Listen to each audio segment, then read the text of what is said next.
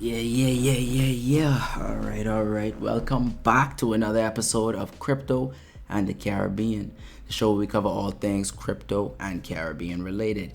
I'm your host, L, and for today's episode, we're going to be covering mainly two primary topics, and they kind of fit into the realms of two extremes in the crypto space. So, we're going to be looking at CBDCs and we're going to be looking at Bitcoin.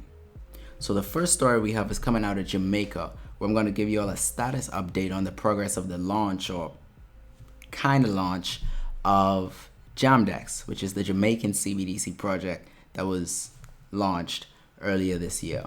Next up, we're going to move on to the Bahamas, where we look at the progress of the sand dollar and what the IMF had to say about the Bahamian CBDC and its potential future going forward. And then last up, we take a look at Cuba and how Bitcoin is allowing hundreds of thousands of people to find a way around sanctions. So I mean, y'all hear the stories, y'all see the title, y'all know what y'all here for, so let's ride.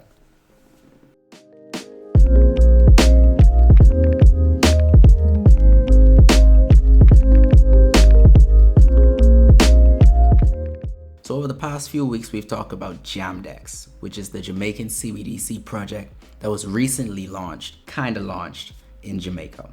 We talked about the design and naming contest. We talked about the issuance and incentives for people to actually get Jamdex, where they were basically giving away money, giving away free Jamdex for people who signed up for the wallet. And now apparently it seems like the rollout of the CBDC has been kind of stalled or delayed because of, for lack of a better term, lack of regulation. So let's look at this story. So right here from the title, Jamdex stalled. Lengthy legislative process delays Jamaica digital exchange rollout. I'm pretty sure this was a mistake. I hope that's not what Jamdex stands for, because then that makes the name even dumber. But I don't think it's supposed to be Jamaica Digital Exchange. I hope that's not what it stands for. I really do. But you get what we mean. It's Jamdex. It's the CBDC itself. So coming down here, after successfully navigating several phases of the central bank digital currency rollout, the Bank of Jamaica has disclosed that it cannot launch Jamdex fully until critical legislative amendments are approved and passed by lawmakers. Right? So basically, they're saying here that, look, we want to fully issue it. We want to make this or establish this as the CBDC, the official CBDC of the country. But in order for us to do that and for us to fully launch the project, they would need certain legislative oversight or certain regulatory oversight. They need someone to hold their hands. They need someone to be accountable. If something goes wrong, they need to be able to go to someone and say, look, all of our money is gone. Help us. So coming down here, while speaking at the Jamaica Observer Business webinar, Rhodes, and they're talking about tests for Rhodes here, head of business transformation and innovation at the National Commercial Bank, NCB. Rhodes responded to queries on whether Jamaicans will be required to keep a minimum amount of Jamdex in their digital wallet. Rhodes has stated here, we're still awaiting regulatory guidance and framework from the BOJ to cement what those constraints will be, but there's no minimum requirement at this time. It continues on down here talking about Natalie Haynes, Deputy Governor of Banking and Currency Operations and Financial Markets in Jamaica. The central bank is not imposing any limit at all on CBDC wallets, whether minimum or maximum. We said before that CBDC is treated like cash, so if somebody has a wallet with $1, that's their business, and that is between them and their bank.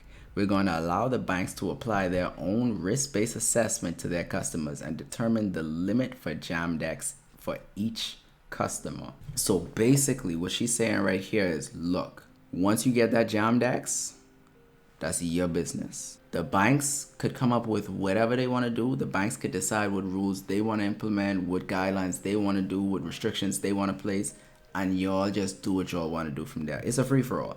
That's essentially the state Jamaica's in right now. It's a free-for-all in terms of what regulations or what guidelines are in place for this Jamdex, which is that's backwards to me, because there was such a push, there was that urge to really launch the Jamdex and get this into the hands of the Jamaican citizens and get people actively using it.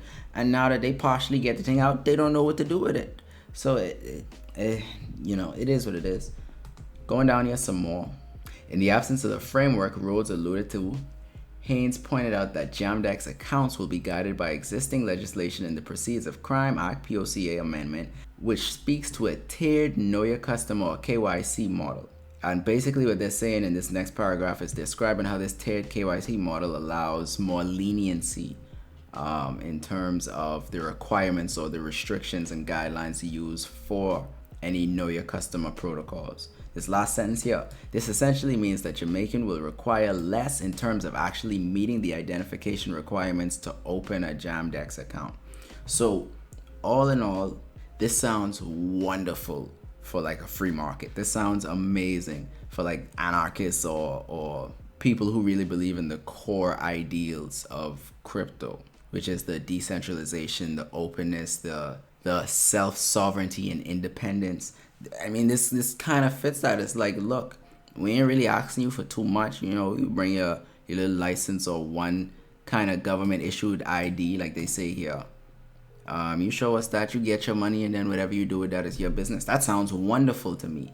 But you know how the game is, so you understand that these people or these governments, these governing bodies have to establish some rule or some order because they have people that they answer into.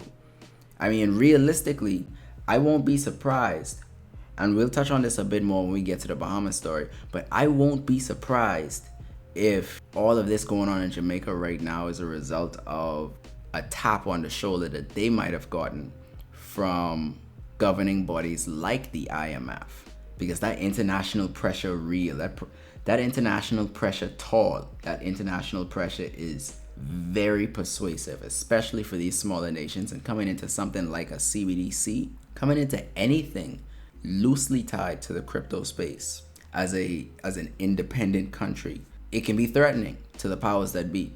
I won't go too much into it. I'll touch on it some more when we get to the Bahamas story, because then you'll have more context for what I mean. So it continues a bit down here, and this is Haynes. I would hasten to say that under the POCA, there is a cash transaction limit for entities of $1 million. That does not apply to CBDC simply because CBDC is not anonymous. It says Rhodes noted that NCB has certain guidelines in place even though the full framework has not yet been communicated with NCB. Saying here at NCB there are some guardrails that are being established to ensure that we operate JAMDEX accounts within some guidelines. Right now, we do not necessarily see a floor for CBDC, but certainly we will seek to establish some tiers of use that doesn't exceed prescribed amounts. So I mean, all in all, it's kind of a show. I'll be honest. It's just, it's a mess. For a project that's so important and that's supposed to be so prominent for the country and establishing a new standard for the country going forward, this kind of launch is just unacceptable. It's unappealing. It's going to turn people off from it, and it leaves a bad taste in people's mouth.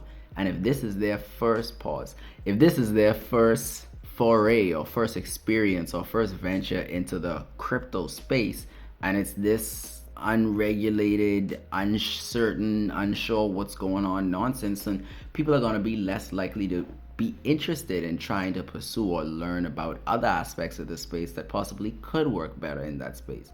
But that's neither here nor there. We'll keep an eye on it, see how it progresses. Maybe they'll even look to the Bahamas, since we kind of flag it ourselves as, look, if you're trying to figure stuff out about cryptocurrency, if you're trying to get some regulation in place, we got that stuff. We got that DARE Act. We got that stuff in the back. Come through. Let's see what we got. Come check our wares.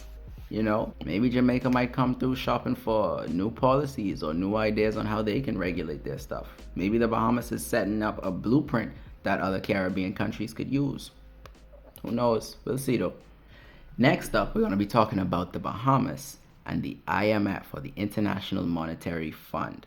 Apparently, they made a visit to the Bahamas. Big surprise, especially seeing how Crypto Bahamas just happened.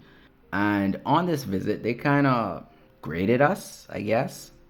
They gave us a score. They came through. They assessed our CBDCs, our policies in place, and the infrastructure that we've set up. And they gave us some constructive feedback for our sand dollar. Let's take a look at it. So we have two stories here. The first one here is from CoinDesk. The Bahamas Sand Dollar needs improved cybersecurity, IMF says. The CBDC represents just a tiny fraction of the available currency in the Caribbean nation, the international organization noted. And then the other story we have here from Cointelegraph saying the IMF recommends the Bahamas accelerate its education campaigns on CBDC.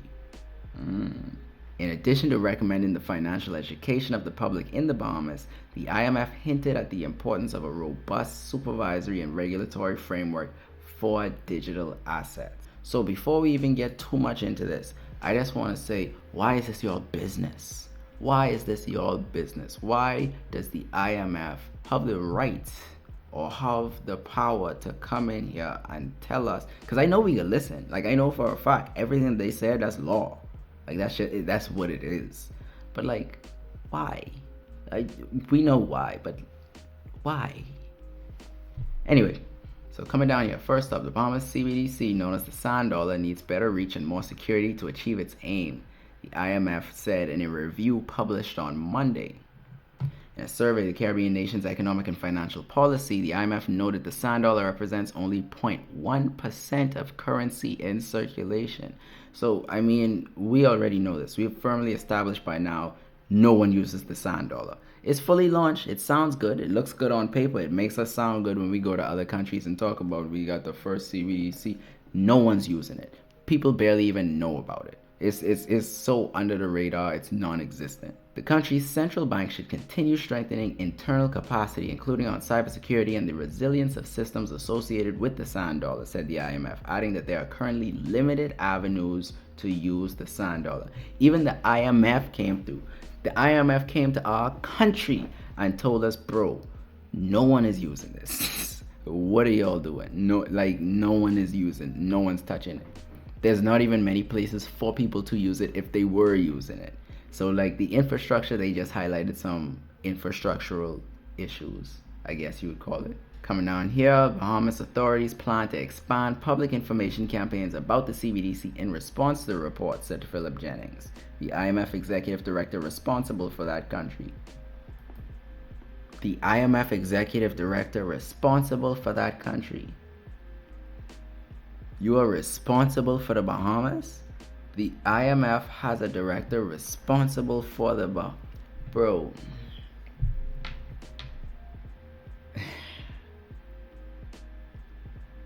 That's nuts. So up here, CoinDesk had a chance to sit down and interview some of the lead faces you would see dealing with anything crypto related right now. Of course, our boy Valdez was in the cut, obviously. Prime Minister Brave Davis was there as well, and the Attorney General Ryan Pinder were present for the interview. And in this section here in particular, they talk a bit about the sand dollar, the CBDC, and what's to be expected from it.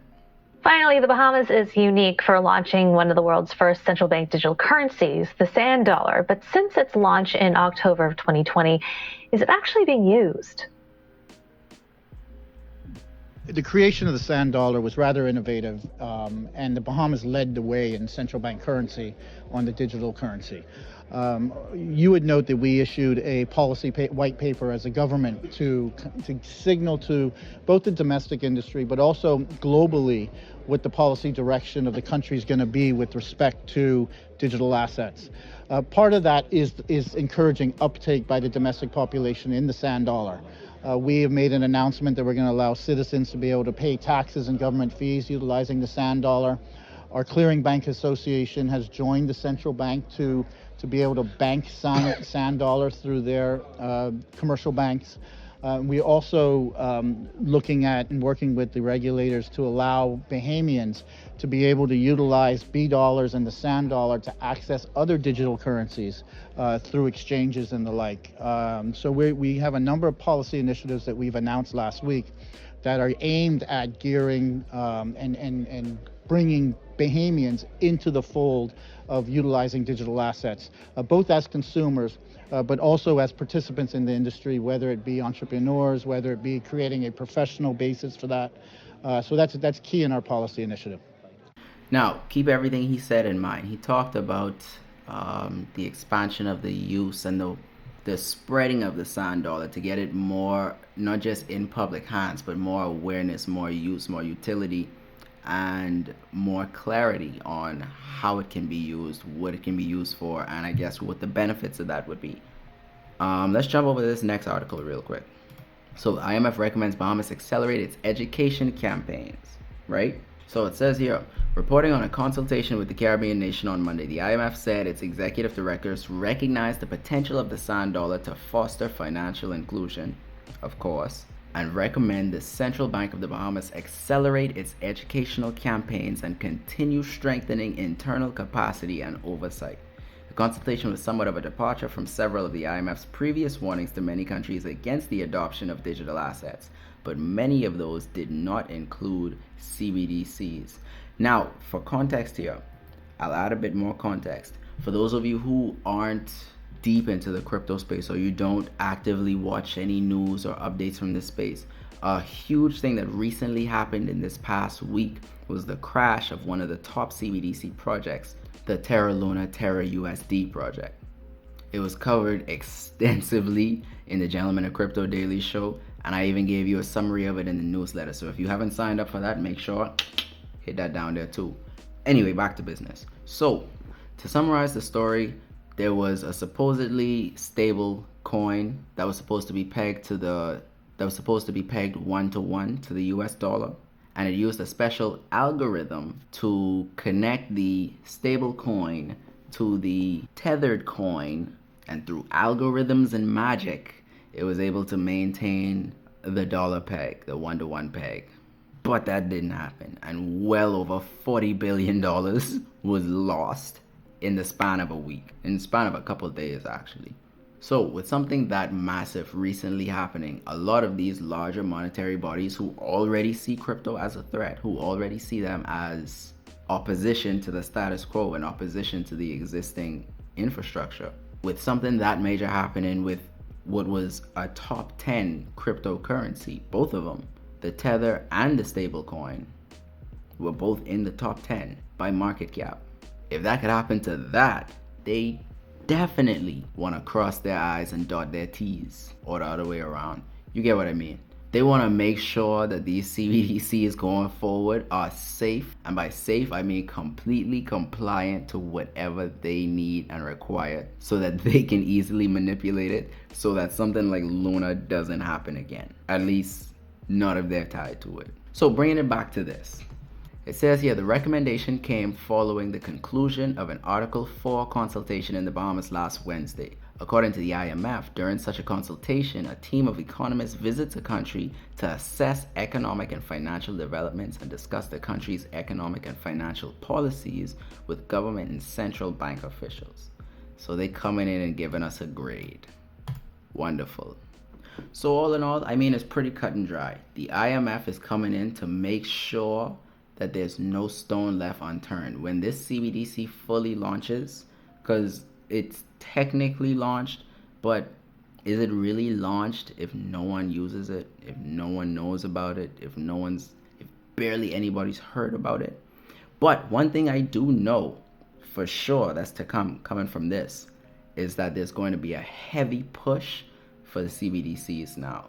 They're going to, if they haven't already, they're going to firmly establish regulations specific to the sand dollar, specific to our CBDC, and then there's going to be a heavy marketing campaign done to really push citizens toward not just knowing about the sand dollar, but incentivizing them to use it. What kind of incentives they're going to use, I don't know if they're going to take the Jamaica route and just give away free money. That don't feel Bahamian, but you never know.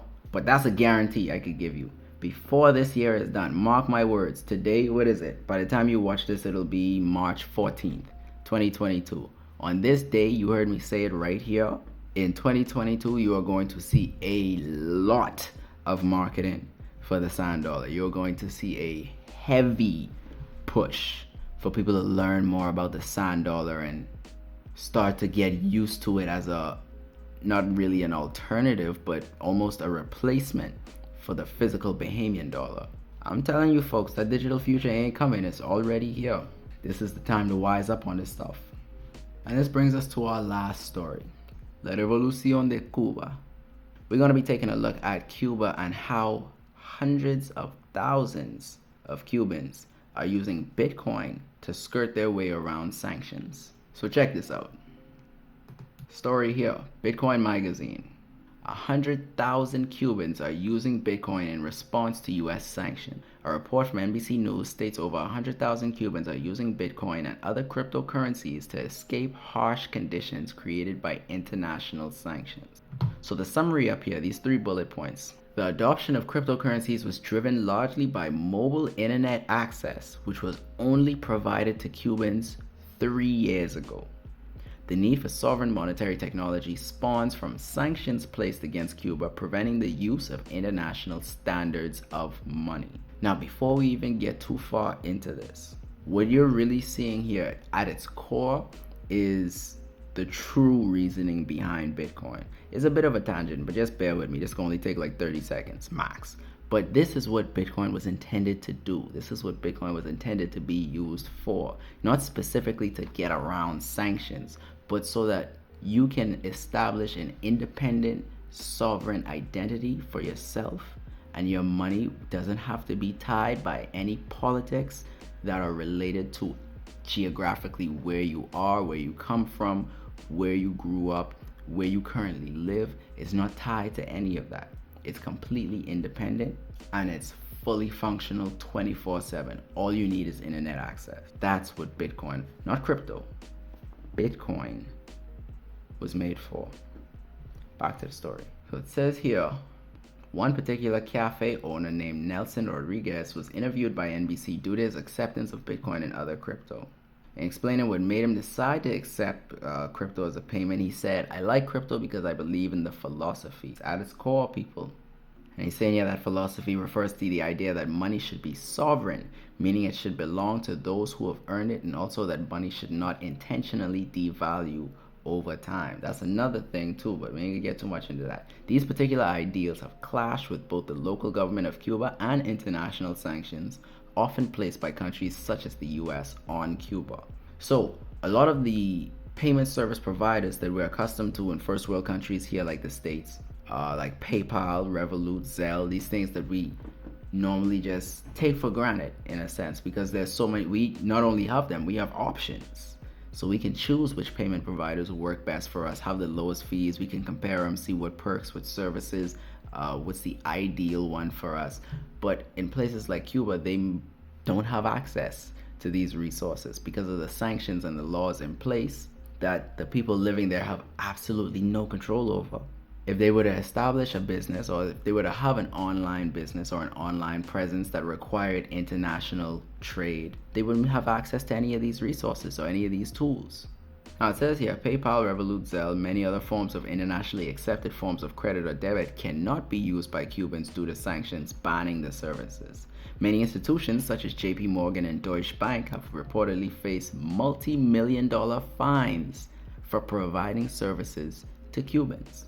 So not only are they not allowed to use them, but if you do use them, they're punished for providing those fundamental services because of the politics that going on behind the scene. So it's no wonder that people are turning to stuff like Bitcoin that isn't tied to any of the politics, in a sense. But you get what I mean. So down here, they spoke with a teacher at Colombia's Pontificia Universidad Javeriana Cali and former Cuban central bank economist Pavel Vidal. And the quote here says, "If the central bank is creating a cryptocurrency-friendly legal framework, it is because they have already decided that it can bring benefits to the country." So what that says to me here is the only way any kind of legal framework is going to be put in place for something like this is if the central bank establishes this can be good for the country. Now, what good for the country means is subjective. That's where it gets kind of tricky, because good for the country can be viewed many different ways by many different people. Many people feel that Fidel Castro didn't do what was good for the country. Some people agreed, some disagreed. But the fact that there were opposing sides means that anytime there's verbiage like that for the benefit of the country or in the best interest of the citizens for your protection, it's always subjective. So you have to keep in mind and pay attention to stuff like that. Now, in these final paragraphs here, they make mention of Alex Gladstein, CSO for the Human Rights Foundation, and an article that he wrote. It says here discussing many of the challenges the people of Cuba have endured. So, going over to the article itself, and as always, people, I'll have all of this stuff, the links for them down below in the description box. All of them you could find down there, so you could come back, read through, listen to it, watch any videos, listen to any footage, whatever it is. All of my information I'll link down below, so you could double check the stuff or check it out yourself. For Alex's article here, I will preface this by saying this is a long article. Look, I'm going to take my hand off the mouse and just let it keep scrolling. As I'm talking to you right now and you look at this page, this article is still going on. Now, he covers a lot of information here because he goes a bit into the history of Cuba, its rulers, its economy over time. That's the end of it right there. It's a long article, but chock full of very useful information. I'll be completely honest, I haven't finished it myself. I made it a decent way through, but I haven't completed the article in its entirety. But from what I've seen so far, it's very insightful. He speaks with numerous Cubans who are involved with the revolution going on and who are actively using Bitcoin, cryptocurrencies, and these other resources to skirt or get around some of the roadblocks put in front of them that are out of their control. And luckily, if you are interested in it, but you're not interested in reading all of that information, they have the entire thing in audio form available here too. It's on YouTube, it looks like, the Bitcoin Magazine podcast. So the entire thing, you can just play it in the background and have it read to you. I definitely recommend checking it out. Like I said, as usual, links down below in the description. But all of this just goes back to the core principles of Bitcoin. This is what it was made to do. And as you can see, with over 100,000 Cubans actively using it, I mean, it works. This is a living testament to the utility of Bitcoin and its true purpose. It wasn't meant to be traded. It wasn't meant to be speculated on. It wasn't meant to be used as a gambling chip or something to predict in the future to make more money. At its core, it's a peer-to-peer electronic cash system. That's the title of the white paper. This is what it was meant to do. It was meant to create an unhindered path between individuals who wanted to exchange value. That's it. And it's working perfectly in Cuba, and I guarantee it's working perfectly in any of the other dozens of countries that are starting to have its citizens come around and slowly use Bitcoin and crypto to really explore all that there is to offer in this Web3 environment, in the new internet that's being built. Because it's not just regional. Bitcoin is global. It's a global currency for global citizens. Anyway, folks, that's all I got for y'all for today. Thank you again, as usual, for coming through, kicking it with me for another episode of Crypto and the Caribbean. Make sure on your way out, if you haven't already, hit that like, hit the subscribe button for the Gentleman in Crypto channel, and don't forget to hit that bell so you don't miss them notifications. We got shows on shows on shows. This lineup is ridiculous, okay? Whatever you are looking for, there is a show for it. I guarantee it. You want some tips on how to make some free crypto, how to score some sats? We got the Jump Out Girls. You just like the Daily Show and you want a little bit of coverage on what happens over the weekend, those 2 days that it doesn't happen? We got Weekend Crypto with Trek. I mean, we got Simon Family Ventures, Black Rue, Ocean, Crypto Bay J, and Kaylee BTC. I mean, the list goes on and on. Just hit that button, make sure you tapped in so you don't miss any of this information that you definitely gonna need as you move through the crypto space. Now, regarding this show, any questions, comments, concerns? You already know what to do. Let me know down in the comments how you feel. What do you think about the stalling of the Jamdex and how there's really no actual oversight over what's going on? What do you think's going on in Jamaica, and how do you think that's gonna play out in the next few months? What about the Bahamas? We see how the IMF feels about the sand dollar and the current state of the CBDC. What do you think about it? Do you have any qualms or issues with it? Anything you feel needs to be addressed? Do you even care about it? To be honest, I don't. I'll be honest. I really don't care about it. But it's already been established. It's the chosen one. They already picked their favorite horse. So regardless of what the stats say, that horse is gonna win the race. And what about Cuba and the new opportunities that Bitcoin provides for the Cubans to get around sanctions and actually make more money and utilize the internet that they just recently got access to really start to live their lives. Like I said, let me know everything down in the comments. I'll be lurking around there every now and again, so more than likely I'll comment. But if I miss your comment and you really gotta share it with me, or you just feel like, talking, this is the place to find me. That has the links to all of my socials, all of my work, previous articles, a full playlist for all of the Crypto in the Caribbean episodes. Everything you need to know from me, everything you need to find out about me, you can find out right there. That being said though, we can wrap it up right there for the night. So till next time, we can link.